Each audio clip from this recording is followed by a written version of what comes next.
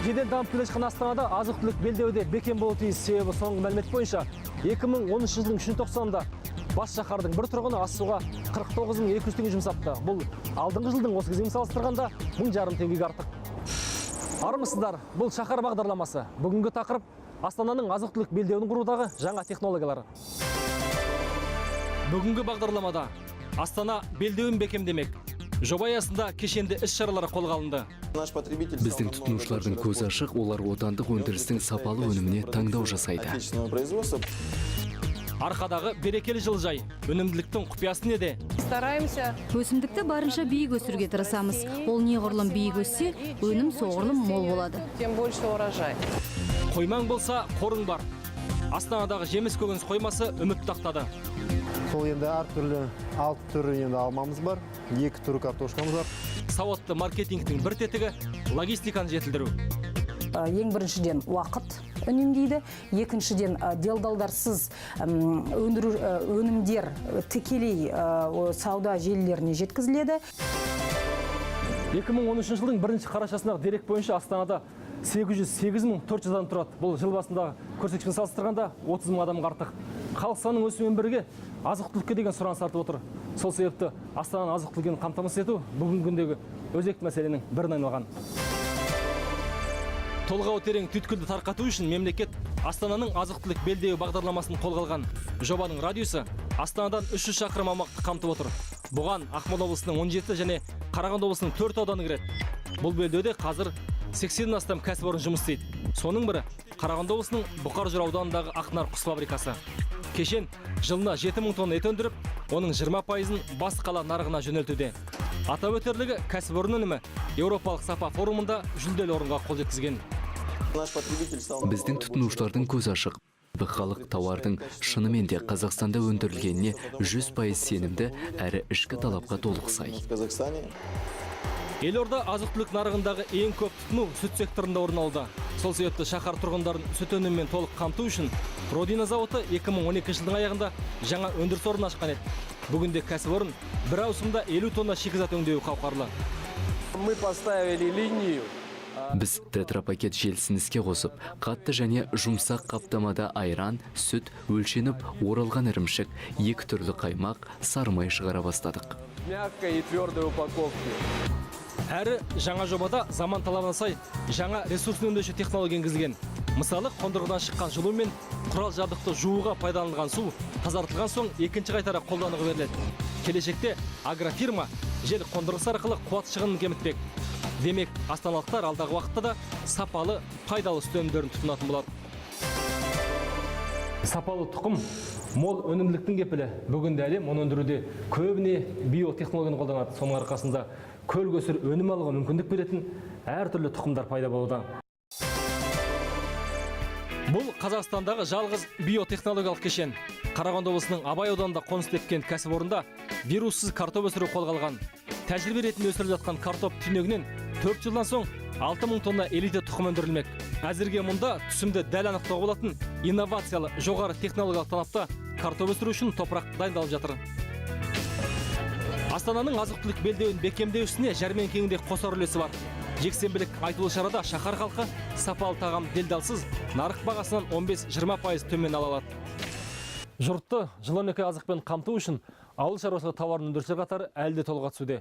Астананың азық-түлік белдеуі бағдарламасы аясында 2 жыл бұрын ашылған жылыжай соның бір парасы. Астананың азық-түлік белдеуіне қомақты үлес қосар өндірістік жылыжайдың аумағы 3 гектар. Бүгінде мұндай ауқымды кешен әзірге бас қала бойынша жалғыз. Озық технологиялық жылыжайда түсімділік бұрынғы өндіріске қарағанда әлдеқайда жоғары. Қызанақ әр шаршы метрден жылына 60 келі, ал қияр жылына 65 келіден айналады. Бұл қызанақ өсірудегі ерекше әдістің арқасында жүзеге аспақ. Есть такая технология выращивания на высокой шпале. Биік ағаш қатарында өсіру деген технология бар. Оның дәстүрлі технологиядан артықшылығы көп. Мысалы, қарапайым әдісте аласа өскен өсімдіктен аса мол өнім алу мүмкін емес. Ал біз биік ағаш қатарында өсімдікті барынша биік өсіруге тырысамыз. Ол неғұрлым биік өссе, өнім соғұрлым мол болады. И чем больше растение растет, тем больше урожай. Жылына 900 тонна қызанақ пен 900 тонна қияр өсіретін жылыжай бүгінде Астана халық сұранысының 15%-ын қамтуда. Бүгінде еліміздің көкөніс өндірісі ішкі нарықтың қажеттілігін толығымен қамтамасыз етеді. Алайда ала жазда аяқ астына қалатын көкөністің бағасы күн күрт суыта шарықтап кететіні бар. Себебі оны көктемге сақтайтын қойма жеткіліксіз. Сол себепті көкөністің жарты жылдық мынадай уақыт жайын көптеп салу соңғы жылдағы мемлекеттің басым бағыттарының бірі. Жеміс көкөніс қоймасының бірі 2012 жылдың қыркүйек айында Астанада іске қосылды. Сыйымдылығы 5000 тонна болатын қоймада барлық параметр, яғни кептіру, емдеу, желдету жүйесі топтасқан. Мысалы, алма сақтау камерасындағы әсер етумен оттегілі тоңазытқыш әзірге басқалы бойынша жалғыз. Сол себепті жемістегі бүкіл микроэлемент пен дәрумен түгелдей сақталады. Алмамыз енді тұрған беттен кіргіздік. Ішінде ылғалы 95%, кислородын енді 3-5% пайыздан үспейді. Ішінде мысалы адам демала алмайды. Біз алманы ұйықтаттық. Биопроцесстерді бәрін тоқтаттық алманы. Енді жарты айға дейін біз оны сақтай аламыз. Қоймада температура өте баяу түрде төмендетіледі. Көкөніс сақтаудың мұндай жаңашыл түрі дәстүрлі әдіске қарағанда әжептәуір жоғары. Бұрын өнімнің 15% көктемге жетпей шіріп кетсе, қазір әрі кетсе 3% ғана ысырап. Әрі жемістің тауарлы түрі де сол қалпында. Вот эта картошка также. Бұл картоптың сақталғанына 4 ай болды. Өздеріңіз көріп отырғандай мінсіз, тамаша өнім. Картоп өте жақсы. Көктеп не үсіп кетпеген. Ешқандай қара да жоқ. Қазіргі маусымда мұндай картоп некен саяқ. Толық қуатында жұмыс істесе де, қойма бас қаланың сұранысын өтей алмайды. Астана күн сайын шамамен 400 тонна көкөніс тұтынады екен. Сондықтан былтыр күзде 40 қабат, сәбіз, қызылша сақтайтын қуаты 6000 тонналық тағы бір қойма іске қосылған. Астананың азық-түлік белдеуі шеңберінде жүзеге асқан жобалармен бірге бас шаһар нарығына өнім жеткізіп отырған кәсіпорындар да жоқ емес.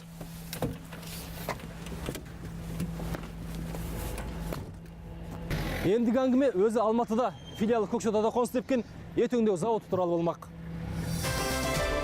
Ет өңдеу зауыты 2011 жылы Көкшетауда мал сою пунктін ашса, 2 жыл бұрын мал бордақылау алаңын құрған. Ал ет және шұжық өнімдері Алматы қаласында өндіріледі. Бірақ логистиканың жақсы дамуының арқасында 1,5 жылдан бері Астана нарығына өнім өткізуде. Аптасына 2-3 тонна тоңазытылған, мұздатылған ет және шұжық пен шұжық өнімдері сауда желісі арқылы астаналық дастарханға жеткізілуде. Елорда нарығын тағамнан тарықтырмас үшін шаһар төңірегінде агрокәсіпорындар желісі көптеп құрылуда. Алайда қажетті мөлшерде өнім шығару жеткіліксіз. Ең бастысы тұтынушыға тауарды тиімді бағамен әрі уақытында жеткізу маңызды. Азық-түлік белдеуінің осы бір тұсы, яғни инфрақұрылым бүгінде кемшін болып тұр. Сол себепті Қазагро ұлттық холдингі Астана азық-түлік белдеуін дамыту аясында пилоттық режимде тауар өткізу жүйесі жобасын іске қосқан. Жобаның діттегені төл өнімдерді егістіктен дүкен сөресіне тікелей жеткізу. Услуги посредников. Біздің өндірушілерге бөгет жасайтын делдалдың бары белгілі. Бірақ біз бұл мәселені тауар өткізу жүйесін құру арқылы шешеміз. Онда біз өндірушілер мен сауда желісі арасында тікелей байланыс орнатамыз. Қанатқақты жобаны Қазагро холдингінің қолға алуының өзіндік себебі бар.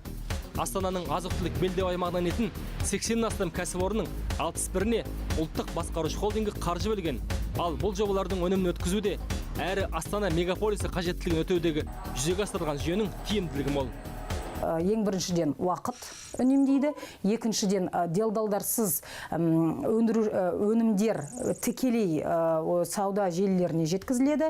Сонымен қатар бұл жерде логистикалық проблемалардың көптеген сұрақтары шешіледі. Сондықтан бұл осы өнімнің бағасын азайтуға мүмкіндік туғызады. Демек, тұтынушы өзіне қажетті өнім таңдап, электрондық түрде тапсырыс бере алады. Сөйтіп, бөлшек сауда бағасына делдалдың үстемақысы қосылмай, сауда нүктелеріндегі азық-түлік арзан болады. Әзірге пилоттық жобаға 8 кәсіпорын қатысуда. Бірақ келешекте логистикалық бұл ноу-хау бүкіл Астана шаһарына, сосын тұтастай Қазақстан аумағына енгізілмек. Астананың азық-түлік белдеуі бағдарламасы аясында 2013 жылы Ақмола облысында 10 жоба жүзеге асқан. Бұл агробизнестің әлі таласуды бағындырған дәлел. Себебі бас шаһардың азық-түлік нарық тоқтаусыз өсе беретін, әрі бас назарда болатын мәңгі тақырып. Осымен бүгінгі хабар аяқталды. Аман сау болыңыздар.